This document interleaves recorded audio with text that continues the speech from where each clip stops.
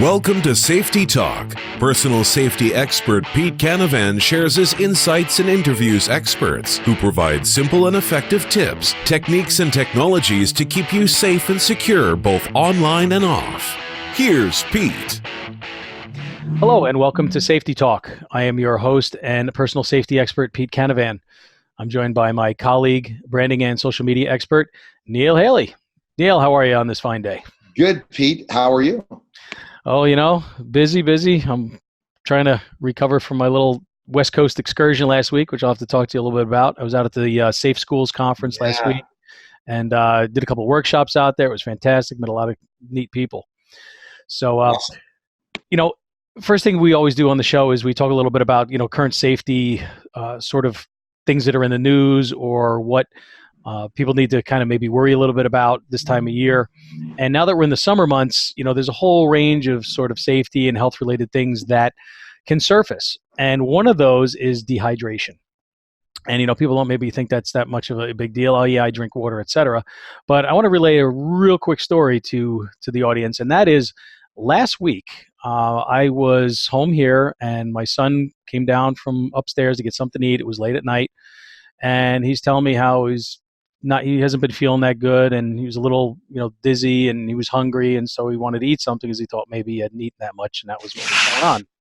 So he's sitting in front of the microwave, and we're talking, and all of a sudden, he just collapsed and fell down, slammed his head against the kitchen cabinet. Thank God he missed the granite countertop, and started convulsing.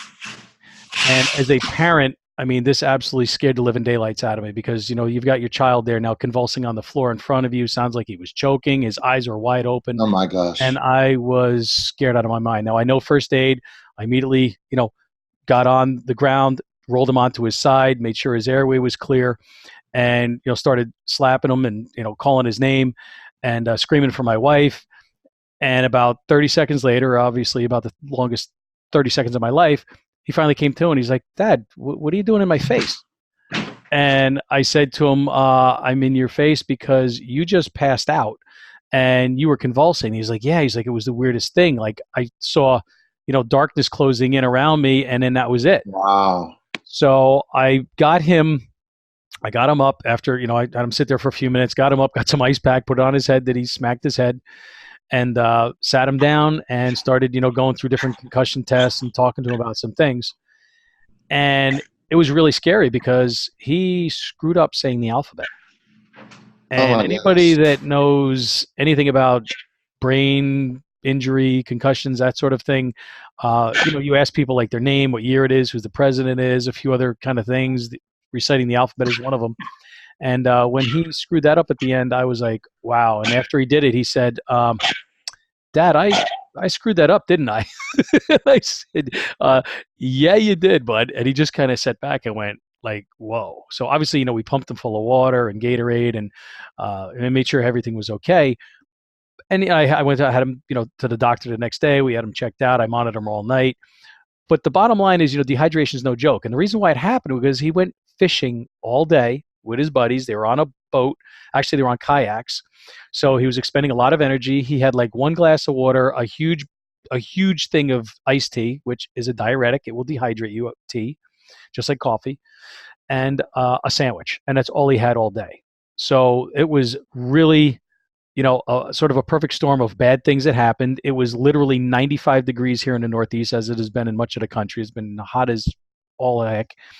And so I just want to tell people, you better make sure you're hydrated. Young, old, it doesn't matter. You need to make sure you're hydrated. So that's kind of the first thing I want to talk about, just real quick. And then we're always looking at what's going on in the news and some scary things. And unfortunately, there was a student, 21-year-old young woman from Ole Miss that was found dead this weekend. She had been, I guess, kidnapped and assaulted, and she was found dead this weekend. We've had so many things happening, at college campuses, near college campuses, to young people, and it's something where you've got to always be aware of what's going on around you. You can't be distracted. And just when you think you've heard it all, and we were just talking a little bit before the show here, a nursing home a couple of people were killed in a nursing home this weekend. Somebody shot a 79-year-old lady and an 82-year-old guy, seriously, in a nursing home. So just when we thought we've heard everything, Oh my goodness. haven't heard everything. So vigilance is the name of the game. So that's as far as I'm going to talk about that today, but just want to let people know, look, there are many things that are threats to your safety, both from nature and from man. And the bottom line is you got to be aware of all of it. And so our guest today, we're going to now get into this because he's somebody who deals with a very important concern that many parents and students have, and that's college safety. And that's something that I'm very passionate about as well. Because college is a time when our sons and daughters, they go off, they begin to experience things by themselves, away from home, and as parents, we're no longer around to assist them if there's a problem. And so today's guest helps parents sleep a little bit better at night. This gentleman has dedicated his life to public safety, starting as an EMT when he was just 16 years old. When he went off to college in Vermont, he continued that and joined his campus rescue squad. And then for 25 years, he has actually been certified in advanced life care provider in multiple states. He's also worked as a police officer, as a patrolman, as a detective, as a sergeant, as a tactical officer, as a police academy instructor, and actually, very interestingly, also as a traffic crash reconstructionist, which I thought was kind of neat.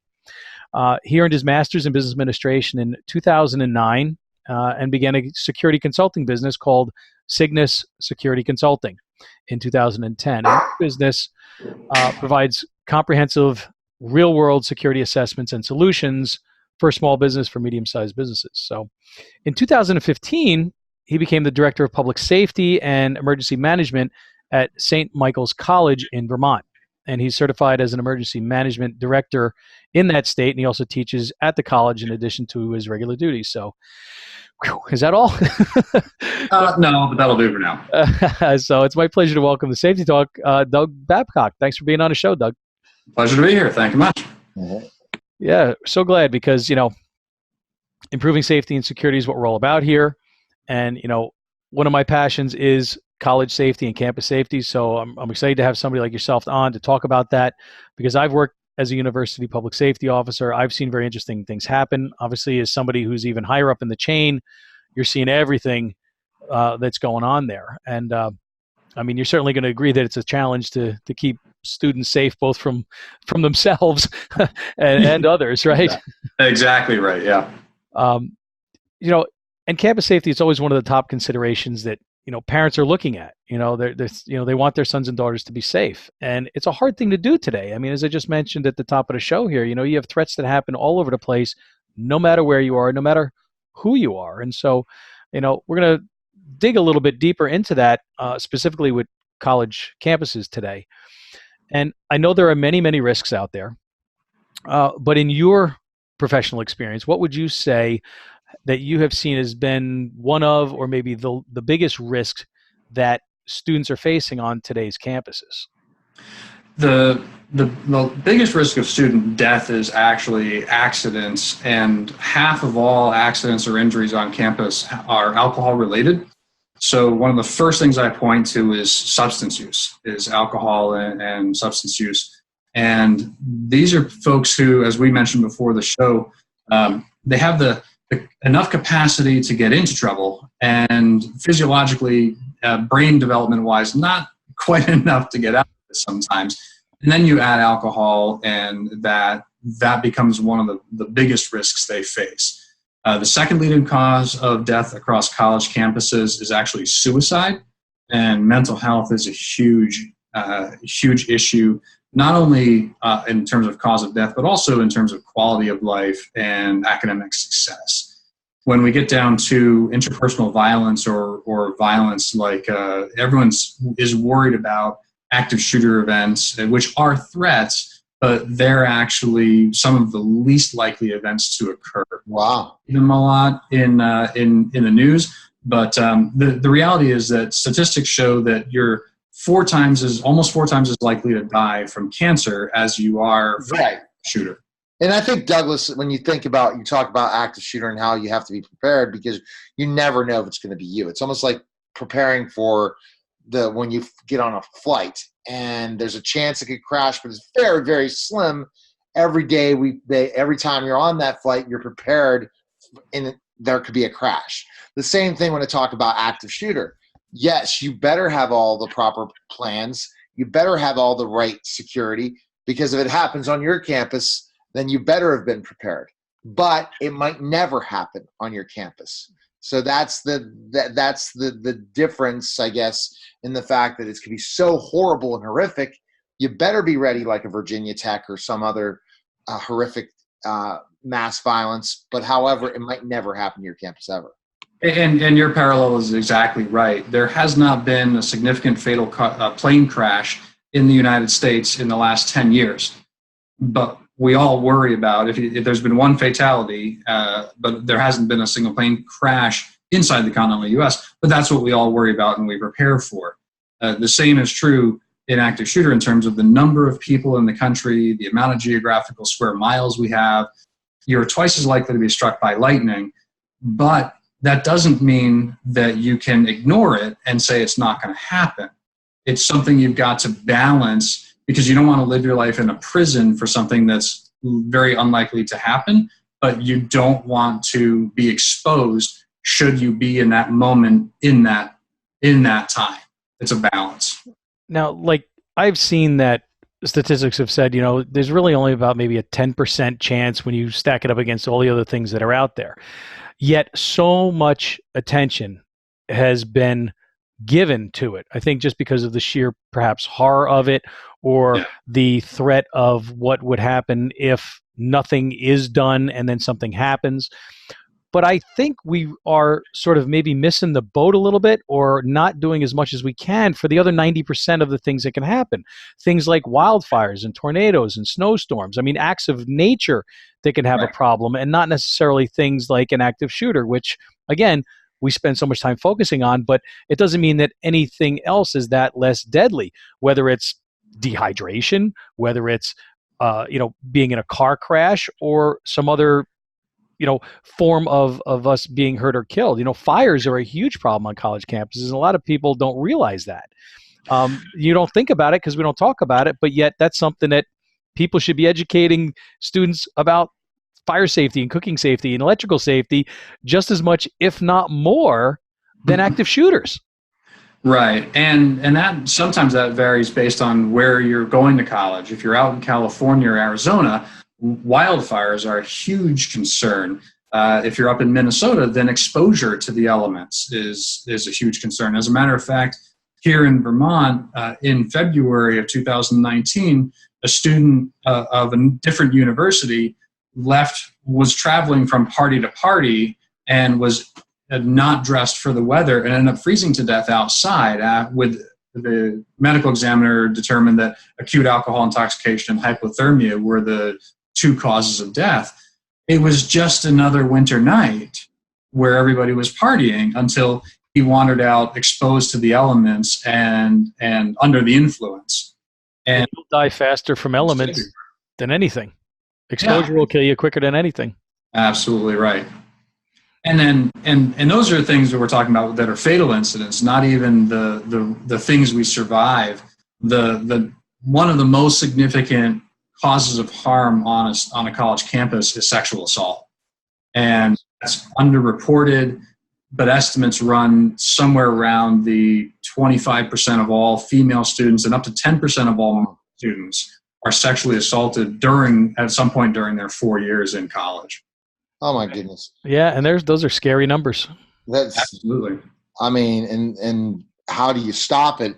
Because when alcohol mixes with everything else, and how can we trust what's the truth and not the truth? It's very interesting. I had a guest on one of my shows. It was an author, and she wrote a book about, what could happen to a guy if the girl is intoxicated, and she gives consent after she's intoxicated, how that could become rape.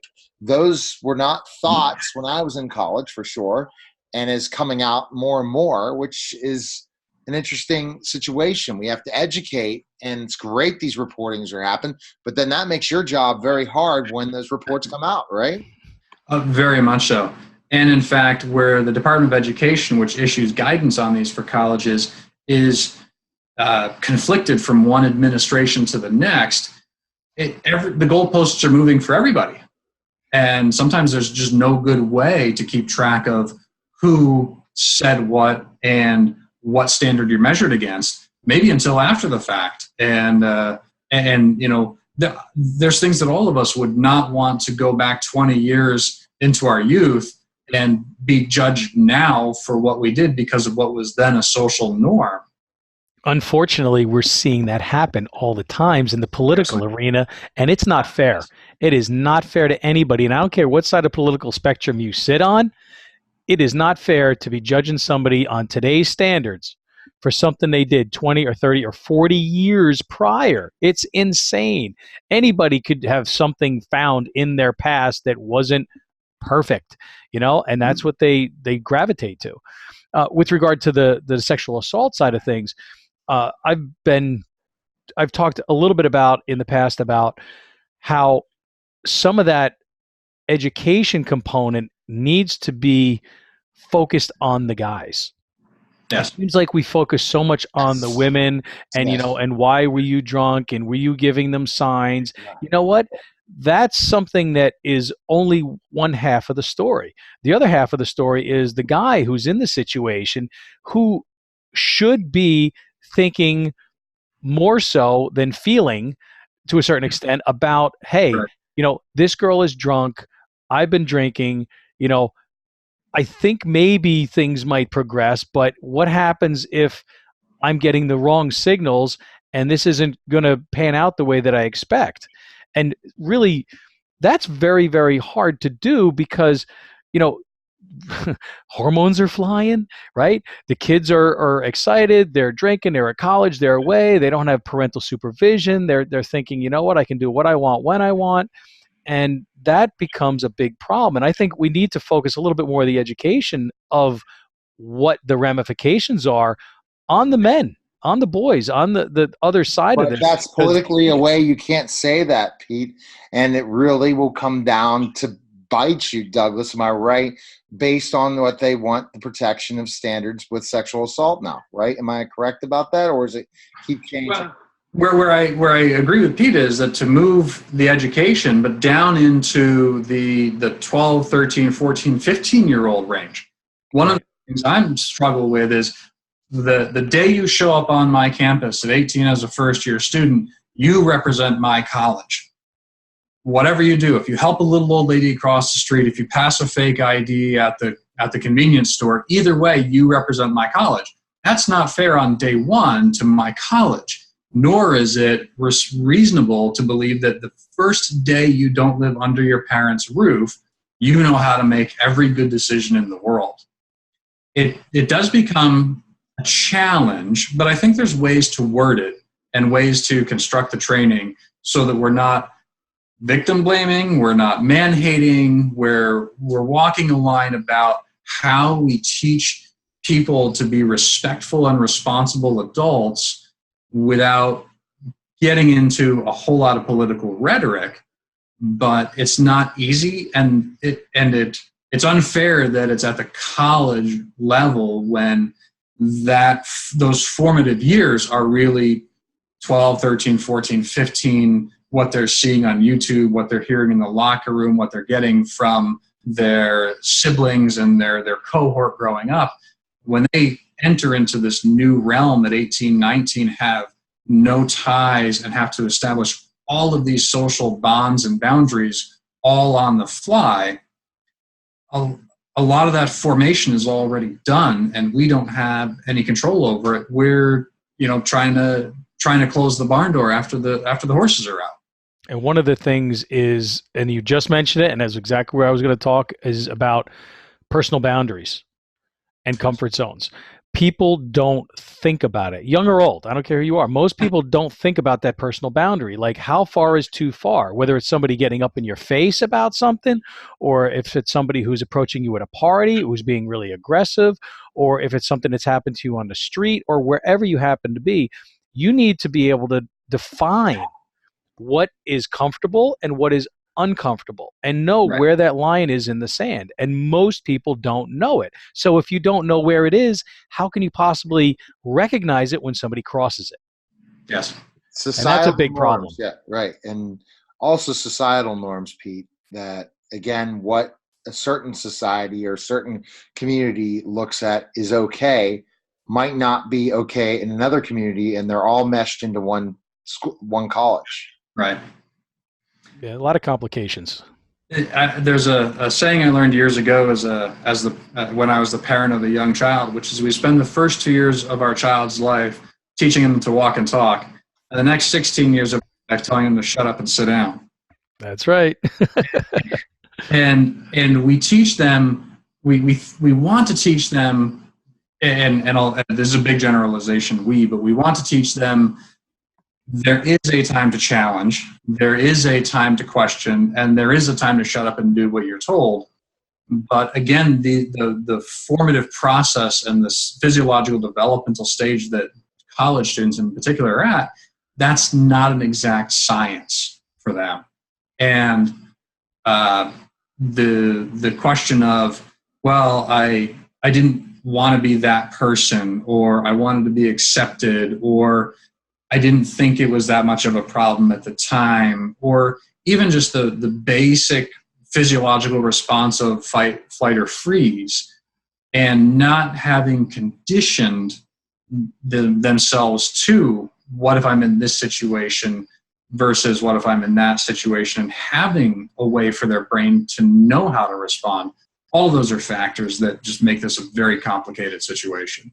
You've got to ask yourself the tough questions before you need the answer, because Exactly. now, and it's hard to do, but you have to do it, because what that does, and as working as a police officer, it shortens your reaction time dramatically. There basically is no reaction time. If you've said to yourself, in this situation, if this happens, this is what I'm going to do, and then that situation happens, you know what you're going to do. You don't have to think about it. You just react, and that could save your life. It could do a lot of different things that are going to be beneficial to you. But most people don't take the time, young or old, students or not, to think about it. What would I do in this situation?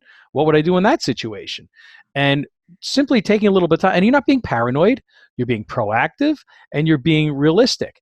Because again, anybody who's ever been involved in any sort of tragedy, they all say the same thing afterwards. I never thought it would happen to me. I never thought it would happen around me. And so that's a thread that runs through a lot of this. And so just by saying, it's never going to happen to me, no, that's what everybody else has ever said that's before something has happened. So scary stuff. Now, parents, obviously, students, they're interested. There's different places that they can go and get information about college campus safety. Where do you recommend? I mean, there are different annual reports, and they analyze colleges and stuff. Yeah, the foundation report is called the Annual Safety Report. Federal law requires that every school that accepts federal money for education dollars files an annual safety report. It has information about the Clery Act, Title IX, the Violence Against Women Act, fire safety. It references specific crimes that are reportable, and it requires information about preventative programs regarding Title IX sexual assault, things like that. And it offers, at least to some level, an apples-to-apples comparison, where you can say X number of crimes of this type occurred on the campus. But there's also limitations to what that document can do. It doesn't. There are a lot of things that it misses, and federal law is kind of a sledgehammer to swat a fly. You might miss some of the faster moving and smaller stuff that really affects the quality of life. So I recommend some other things also, which would include going to the school website, looking at the calendar, and seeing what kind of events the college is bringing to the campus. What do they bring for speakers? What do they bring for outside groups? What do they have on their social media posts regarding mental health awareness or sexual assault awareness, self-defense training, contacting their mental health or their personal counseling or their wellness center, and finding out what kind of resources are available. Are there student groups? Are there professional services? Are they 24-hour? How do they cover after hour if they're not? A lot of schools, a lot of smaller schools, people are wearing multiple hats. So it's good to know what kinds of the systems are set up at the school, so you can kind of have a base of what you expect for a response. One thing, Douglas, you talked about is, first of all, we talked about sexual assault, but then the alcohol and substance abuse. When we talk about marijuana and how it's legalized in many different states now, how do you deal with that with college students, especially when a lot of college campuses, even if the state has legalized it, has not allowed it to be legalized on campus? And that's exactly right. Federal law is still, marijuana is still legal. And if a college accepts federal dollars, then the college can't allow marijuana use on campus. So it becomes down to a college policy.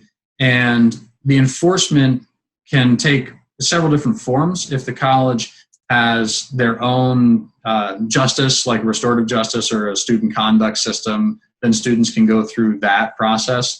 It has to be clearly spelled out in the code of conduct or the rules and regulations, which most colleges require that students sign off on. Whether it's they don't read it, but they sign off on it. That's exactly it. The terms of service for this app or that, or your phone, we never read it, but we check the box anyway. Mm-hmm. And what that ends up requiring is good working relationships with the student conduct workers or the public safety to explain, hey, I know you didn't read that, and I understand that, but here's the way the rule actually works. A lot of colleges have these systems set up to be educative and informative rather than punitive. And that's a good thing where there's this tension between what the law is for the state, the law is for the feds. But in the end, if by college policy they're not allowed to have it, then it's something that they'll have to, the college individual will have to figure out. In Vermont, it's the same as alcohol. Over 21, you can possess a less than an ounce, but under 21, you can't. So it's just as easy on our campus for us to flush, their slice of weed or their dime bag down the toilet as it is to pour out the 10 beers we found in their fridge. And that becomes a judgment call based on who it is, what was going on, what does that officer think at the time? Was this something that, okay, party's over, we're dumping this out, we're getting rid of this. Yeah. Don't do it again. It probably will. Don't do it again, Right. Because like you said, you want them to be informed about it and you're not trying to put a blemish on anybody's permanent record. They're at college for an education. And a lot of these kids don't know, I know that you do, but a lot of kids don't know that if you get convicted of a drug-related crime, you lose any scholarship funds. So if you're going to school and you've got a scholarship and you get caught, bye-bye scholarship, bye-bye college potentially. Quite potentially, yeah. And there are the long-lasting repercussions. I've had to help a student who was applying for the bar, taking the bar exam out in a different state 10 years after they were an undergraduate. They probably never thought their freshman or sophomore year that they were ever going to try and be a lawyer. 10 years later, they're applying to the bar, and they had to explain, on our campus, we called it a jungle juice incident. There was a lot of Kool-Aid and a lot of whatever else got poured in. And this person had to go get the report. We had to redact everybody else out of it, but he had to supply it to the bar. I faced this incident as an undergraduate. Here's my role in supplying underage people with alcohol. And the bar gets to decide whether you can practice what you just finished your degree in or not. And then you have that question all through your career. And that's on that side of the fence. Try applying to be a cop or a federal agent. Forget it. Explaining to do, and it may not go your way. But again, at 18, 19, 20, we may not be thinking with enough to process that. And that just goes back to the importance of educating and know the repercussions of what is going to happen. If you're in a situation, hey, you're going to ruin your life. Well, yes, you might ruin your life by drinking alcohol or marijuana, but you also may ruin your life on Facebook, Twitter, or Instagram from something you posted. So you have to understand any repercussions or actions, and it's a lot different than when we grew up. We made mistakes like that. They all got, water under the bridge. It's fine. Everything's cool. Well, they weren't on the internet forever. Right. That's one thing, but ultimately not even that. I'm talking about all the other things we were talking about. It was not as a big deal. Now it is a big deal. So kids have to make better decisions, which, as you said, what's the percentage of kids that you bust every year with alcohol and drugs on your As a campus? percentage of the student body? Yeah. Oh yeah, I would. In a study we did on campus, we actually were pretty close to the national average of 33% of our students were regular cannabis users. That's defined as once a month or more. And the national average, depending on the study, varies from 30 to 37, 38. And understanding that, imagine our school doesn't offer this, but I've seen other schools that offer a criminal justice major. And, I just graduated and I go for my interview with the police department, and but I smoked weed, 18 months ago or 6 months ago. Or these other complications like, acting out a little bit. These are tough political times, and a lot of students are very passionate about what's going on campus for or against one topic or another. If somebody acts out, toss a couple of, cans of liquid courage in you, and then have some kind of dispute with another student about their political stance, and that might result in having to answer that question. And again, exactly what you said, Neil, it matters a lot more now. Pete, when you said it last on the internet, I remember this. We all remember this. We're of the age. When we were teenagers, if we wanted to insult somebody or say something bad about them, we could be either stronger or faster than them, or we kept our mouths shut. Yep. We didn't want to get beat up. Now we have the internet. We can put anything anywhere. 1,000 people can like it from 2,000 miles away, and no pulling it back.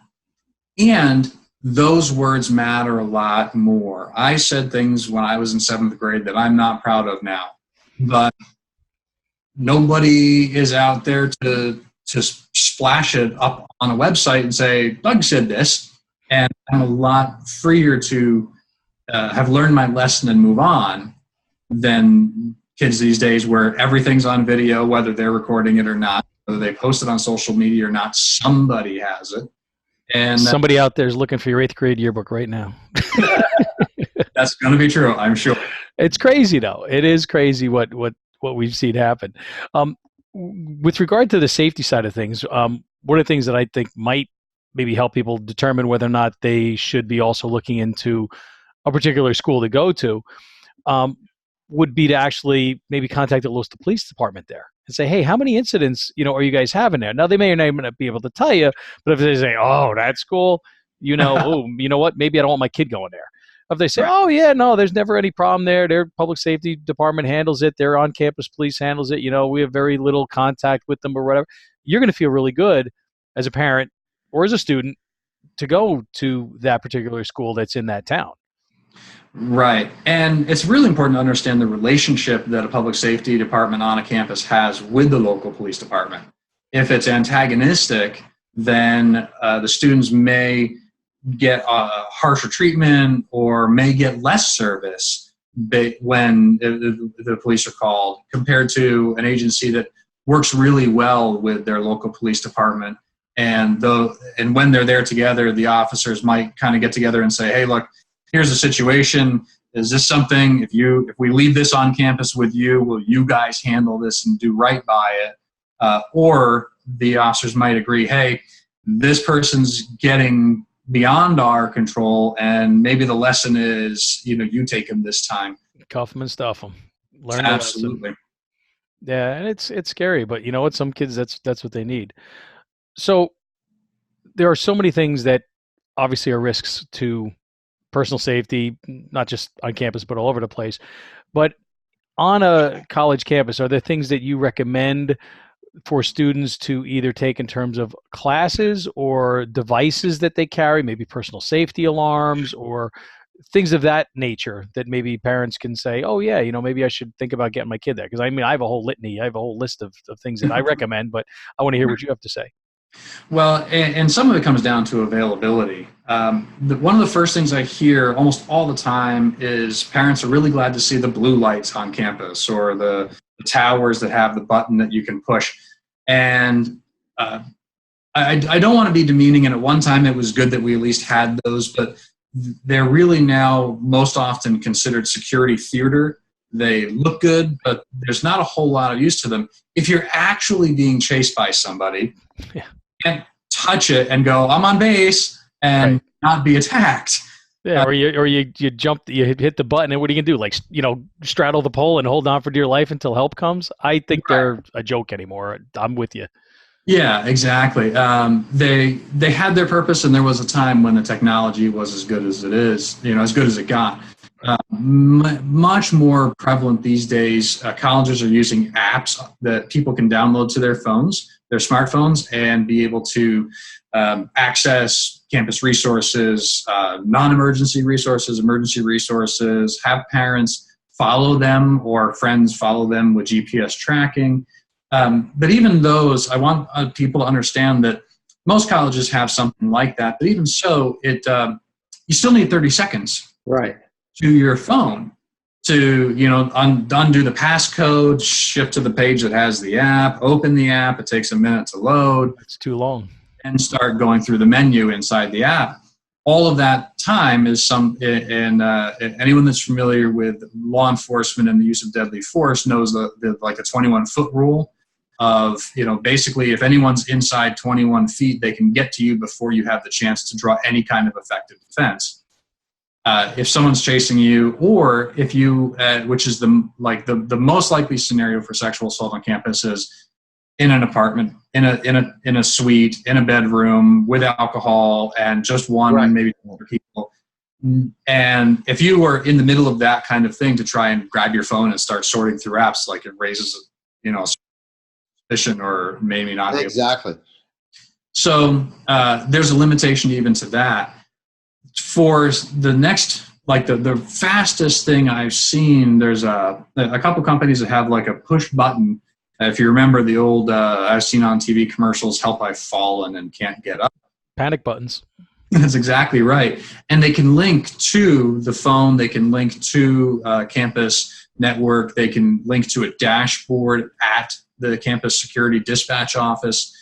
And some of them can send a distress signal and a location. Some of them can open up two-way communication. Some of them can be silent.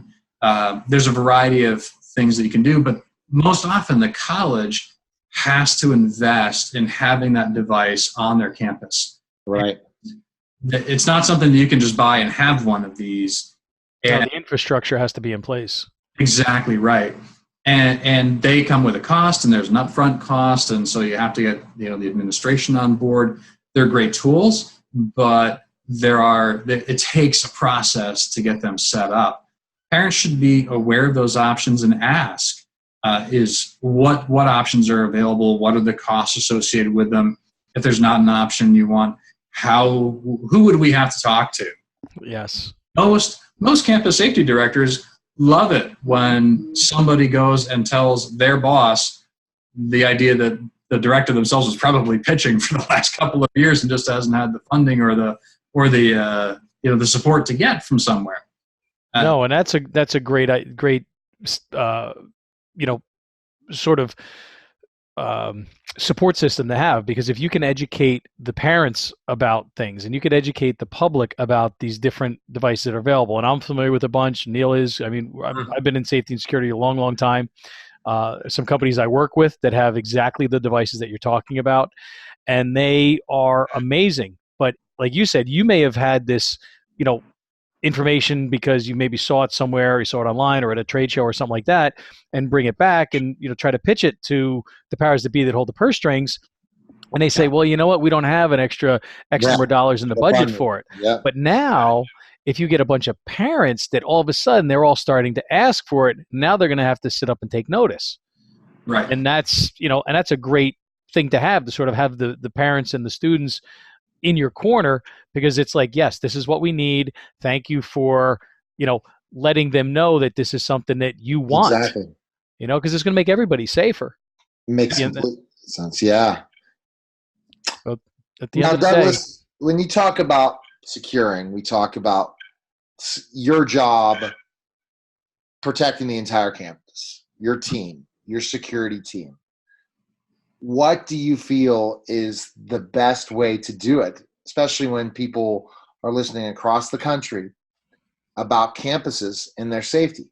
Like, talk about the overall job, not talking sexual assault. We're talking more of the surveillance part of this process of the campus. Yeah, basically, what do you do to prepare for emergencies that maybe people don't even know about? Yeah. Well, so I'll say the biggest single thing that I do on my campus is I try to build relationships. And this seems like someone's like, you 27 years, 29 years of public safety and you build relationships, but I can have I can have 8 officers on a shift at one time. If I have 1,600 students on campus, who's going to win? I need to build a relationship where the students and the faculty and the staff know that they are a part of their security, of the campus security. We recently, it was a couple of years ago, we had an incident where somebody had gotten into the dorms, and it turned out to be a person with a history and some police involvement, and things, made the news. And I had students come to me and they asked me, well, what are you doing to keep me safe? And I said, well, I put card access 24/7 on all of the dorm buildings. I have security cameras all over campus. I have officers patrolling in marked cruisers. I have an app for your phone. I have an emergency operations plan. I have training, and but if one of the students opened the door and held it open for a person they didn't know was a student and belonged in that building, they defeated me. Right. What are you doing to keep me safe on my campus? And the student kind of bristled back, but I was like, this is the most important thing. This is, you've heard this 1,000 times in the airport. If you see something, say something. If it looks odd, it probably is. You're talking before about preparation, Pete, and how it's not paranoia. I actually tell people when I'm doing self-defense training or response to active shooter training, I want you to be paranoid for 5 minutes a day. I want you to be in some space and, in the grocery store, in the bank, sitting at an intersection in heavy traffic where your car can't move, and go, okay, this all goes wrong right now. What can I do? In my classroom, in this lab versus that sterile classroom, what can I do right now if this all goes wrong? Those kinds of thoughts turn into, hey, we saw somebody and it didn't look right. I don't think they really owned the bike that I saw them taking out of the bike rack outside our dorm at 7 a.m. Turns out that person had an arrest warrant, and we got them off of our campus because our students just didn't like the way this felt. That's the most effective we can be. 1,600 people telling us the problem is right here. You should look there and find what's going on there. Yeah, there's a lot more eyes on the ground for you, and if they are all, aware of the fact that they need to be contributing to the overall safety of that campus, and that was a great thing that you said, because it's like you've done everything that you could possibly do, but yet if something that has been enacted is thwarted because somebody piggybacked in on a swipe or they held the door open for somebody that they shouldn't, no security in the world is going to be able to do anything about that because you just defeated it. And so by educating them, I think that's great, because letting them know, look, you're part of the solution. Don't look at me as I'm part of the problem. Look at yourself as part of the solution to help everybody stay safer. Exactly right. And then when I have an emergency operations plan that we set up in emergency management, and I know how the campus would respond to a threat of severe weather, of significant power outage, of violence or domestic violence on campus, I know that my students will also be engaged in their part of that response. If I send out a message that says lockdown or shelter in place or evacuate this building because of a fire, if they're engaged and they're part of the system and they're incorporated, they're going to go, public safety said I should leave now.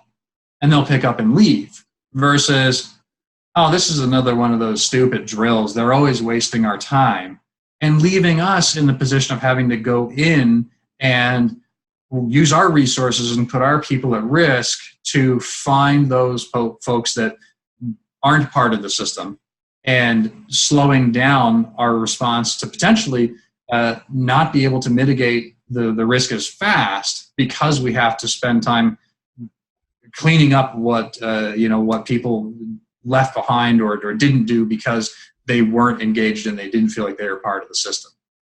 Douglas, with this anti-police officer movement that's kind of disappeared, it's not as bad as it was last, 3 years ago to now. I think it's kind of disappeared to another attack on someone else, but police officers were getting that attack.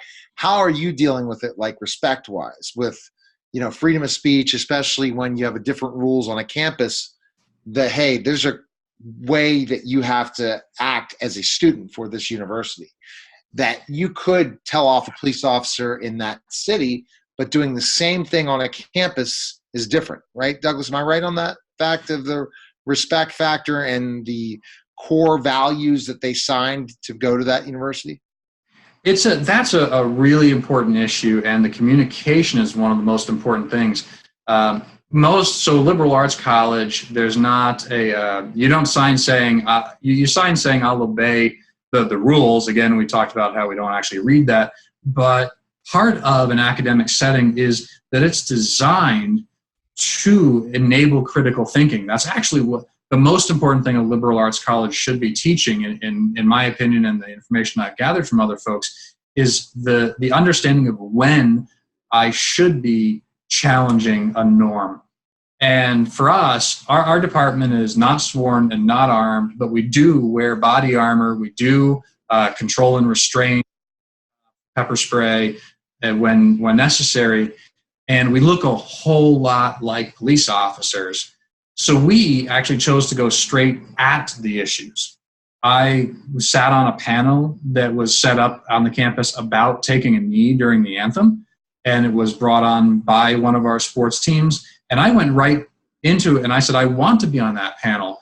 And I've dedicated my life. I'm a veteran of the United States Coast Guard. I'm a police officer. I am both of the groups that were targeted by that protest, meaning the veteran who most of the protesters said, we're not here about the veterans, we're here about the cops. So I was the unintended as a veteran, and I'm the intended as a police officer. And I sat next to one of the students who had taken a knee, and I said, my life is dedicated to defending his right to criticize me, because we must be able to communicate, learn from each other. And that opened up a dialogue on campus where there were a couple of events, and it was, and like you said, Neil, it was during a specific time frame. It's less prominent now, and I think there's some moderation. I think the pendulum's kind of swinging back a little bit, and that's a good thing. But there was some times when it was very contentious, but us going right out and addressing it rather than digging in on a battle line of whether a social media hashtag or or issuing a position or not supporting not supplying public safety officers at an event that was designed as a protest. We went right to it and said, we're here because you have the right to speak. You should also listen to us just as we are here listening to you. And on our campus, that was actually very effective in diffusing a lot of those situations. And I remember the quote from Dr. King, which was, in the end, we will not remember the words of our enemies, but the silence of our friends. When people are silent, or when people are not communicating, or they're turning a blind eye, folks will feel like they need to do more to get attention. When you address them, even disagreeing, but respectfully address them, they very often feel like they have been heard. And even if they don't have a complete agreement on the position, it moves the conversation and moves us past that hurdle. And we end up with a lot better relationship for walking straight into that conflict and saying, we want to be part of this conversation, rather than building another wall around us, which is right. You've seen walls as kind of a failing issue in various politics around. Yeah. Well, it's true though. I mean, and you're focus on building relationships, I think, is absolutely the right approach, because if you have a good relationship with all the, the student body, with the faculty, with the town, with everybody, and there are open lines of communication, then when there is an issue or there's a hot topic or something that is contentious, something that's going on, you would hope that because of those relationships, you can figure out, okay, what are we doing right? What are we doing wrong? Why is this happening? And sort of, take it from there. You can't turn a blind eye. You can't Right. ignore problems, because we all know ignoring a problem does not make it go away. It has to be dealt with, whether you deal with it head on or you figure out a way to sort of deal with it in a sort of a circumstantial way, but you still got to figure out a way. How do I deal with the issue, the person, the problem, right? And that kind of communication with us, you brought a great example with the community. There was an event on campus, and some of the organizers came to us and said, hey, this showed up on Facebook on a community page. There's a call for a whole bunch of people that we didn't anticipate, and we're concerned that they're not going to do it the way our college does things. So we want to work with you to publicize that this is a campus-only event, and it was the people organizing it, and in some level or another a protest about something we represent. But they came to us and said, we want your help in keeping this a campus-only event so that this doesn't get out of hand, because we want to have the educative, the informative, the growth experience, not whatever we've seen on TV from insert, university or college here. Right. No, and so looking at, is the school that you're at residential? Is it sort of out there a little bit in the non-residential space? What would be some differences between, those two sorts of environments? Because you're in Vermont, it's a not really, there's not cities everywhere, right? So it's and St. Michael's is there. So one of the things is, what would you say are maybe some of the key differences for somebody who's maybe looking at a school to say, hey, if you're going to a school more in a residential area, here's some things that maybe you want to be more concerned with, versus a school like yours that maybe is a little bit more, doesn't have the same sort of risks as like a school in a city, for example.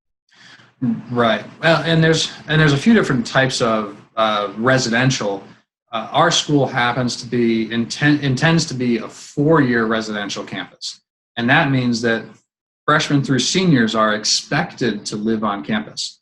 For us, that offers a unique opportunity for community building and bonding, and a unique challenge in having wet areas on campus. This housing is 21, 22-year-olds. It is juniors and seniors. But the first and second year students, the underage students, have very easy access to that space. So we have to have policies and programs designed to keep the underage population from getting into trouble as much as we can, with the easy access, because there are spaces outdoors where, because it's a wet area, we're not carding, it's just outside, and people can literally just stand there and be drinking. So it becomes something we have to be conscious of, as opposed to a campus that only offers first and second year housing or first year housing, and then you're expected to live out in the community on your own from there. In the universities that are in larger cities, it becomes even more of a challenge. And I'll go back to that annual safety report, those federal reporting requirements, because an annual safety report has something called Clery geography. Clery is one of the reporting laws that the feds put in place. The Department of Education requires us to report what happens on the geography that the college owns or controls, or adjacent public property. But private property or public property on the other side of the street is not necessarily included. So students may be living in a private residence 6 or 8 or 10 to a house, and nothing there is clearly reportable. The college would not know, not be required, not track, and may or may not have any influence over what happens in that space. And the entire junior and senior classes might be living in those situations. They might be in really rough neighborhoods, or they might be the rough neighborhood, depending on the type of student living there. And there's not a good way for parents to know that that kind of thing happens to students who are going to that university because they don't live on campus anymore. So that's one of the things that I saw, that they would look at those exact, the geography is like, was this on our campus? Yes, we got to report it. Was this not on our campus? No, we don't have to report it. right. And when you have the higher, student, the juniors and seniors, they're probably the ones that are getting a little bit more rowdy. They're all doing more things and they're living off campus.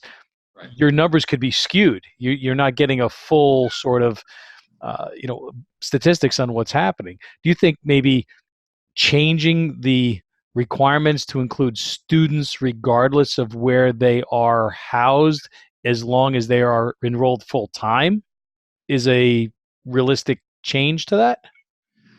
There's all sorts of problems that come with the reporting requirements that are already in place. Adding to them will probably add more confusion than anything else. What about, at what point do we have a student that's required to report? Is it only if they're inside their residence, if it's not on a campus, versus if they're just downtown at the bars? Is it because they're a full-time student but they go to somebody else's house that's not affiliated with the college at all? And how would we get that data back? Any data system, any information system is garbage in, garbage out. If we don't have a reporting system that can accurately capture what's going on, how will we provide useful information to parents or students in that annual safety report? Yeah, it is tricky, because you would hope that, like, in that situation, somebody's at another residence or they're out at a bar and they're assaulted at a bar and they get beat up. Well, that bar isn't campus property, but yet the student is enrolled full time. Should that or should not be included? Well, if that's a town that my kid's going to, and that's a bar that is known to be a, quote, maybe rough bar, I don't want my kid going there. I want to know if those things are around, but yet we don't have that information. And like you said, it's an imperfect system no matter how you look at it. It's always, I'm sure, evolving and changing, but at least we do have something in place that gives us some sort of barometer that allows us to look at what's happening. So great questions, great answers, and I really appreciate your insights, Doug. You have any sort of last thoughts for our audience, parents, students? My basic philosophy is that personal security is an individual responsibility. We all have the obligation to be aware of our surroundings, to have ideas about what we're going to do, that anywhere in the world at any time, we may be put in a situation, and there's not necessarily going to be an official we can look to.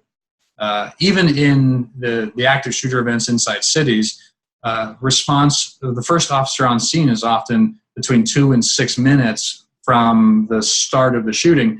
That's a lot of trigger pulling time, and that's in a high response area or high response system. And we've had students from our campus that were in London during terror attacks, Paris during terror attacks, Chile during earthquakes. Anywhere you go, everyone has an individual responsibility for their own safety.